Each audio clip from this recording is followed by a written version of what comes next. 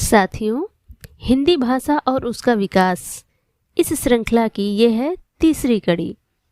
तो चलिए शुरू करते हैं।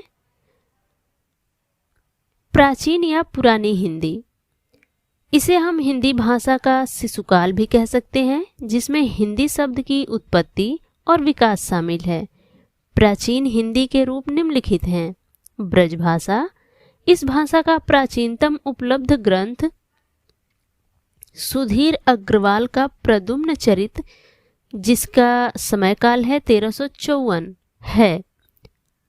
अवधी, अवधी की पहली कृति मुल्ला दाऊद की चंदायन या लोरकहा, जिसका समयकाल है 1370 मानी जाती है। खड़ी बोली, खड़ी बोली के प्रमुख व शुरुआती रचनाकारों में सरहपा, गोरखनाथ, अमीर खुसरो जैसे सूफियों, जयदेव, नामदेव, रामानंद आदि संतों की रचनाओं में उपलब्ध है। मध्यकालीन हिंदी, मध्यकालीन हिंदी में ब्रजभाषा का रूप देखते हैं। ये वही बोलियां हैं जो प्राचीन काल से विकसित होती हुई मध्यकाल और आधुनिक काल तक आगे बढ़ती हैं।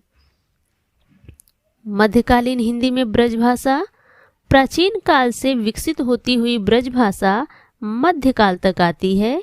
ये भाषा मध्यकाल में फलती फूलती है।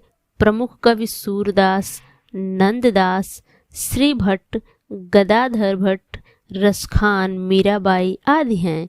इनमें सर्व प्रमुख स्थान सूरदास का है, जिन्हें अष्टछाप का जहाज कहा जाता है।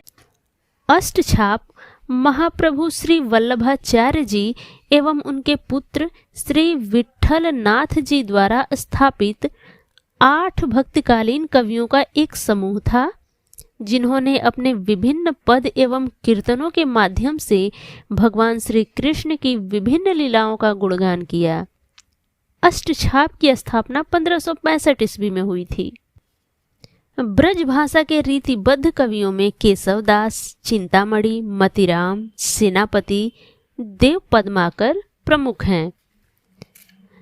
रीति सिद्ध कवियों में बिहारी, रसनिधि आदि तथा रीतिमुक्त कवियों में घनानंद, आलम, ठाकुर, बोधा, द्विजदेव आदि प्रमुख हैं। ब्रजबोली, ब्रजबोली क्या है? बंगाल में कृष्ण भक्ति कवियों द्वारा रचित भाषा का नाम ब्रजबोली है। अवधी,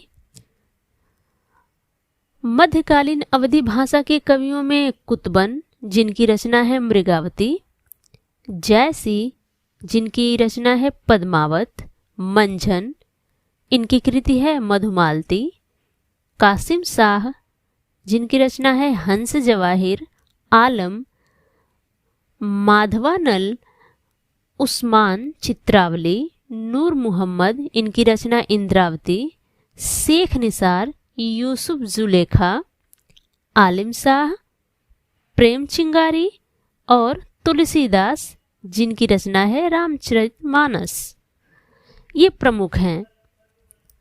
खड़ी बोली, मध्यकालीन खड़ी बोली के प्रमुख कवियों में कबीर, नानक, दादू, मलूकदास, रज्जब, गंग, जिनकी रचना है चंद छंद वर्णन की महिमा, रहीम, मदनाष्टक, आलम, सुदामा चरित, जटमल, जिनकी रचना है गोरा बादल की कथा आदि प्रमुख हैं।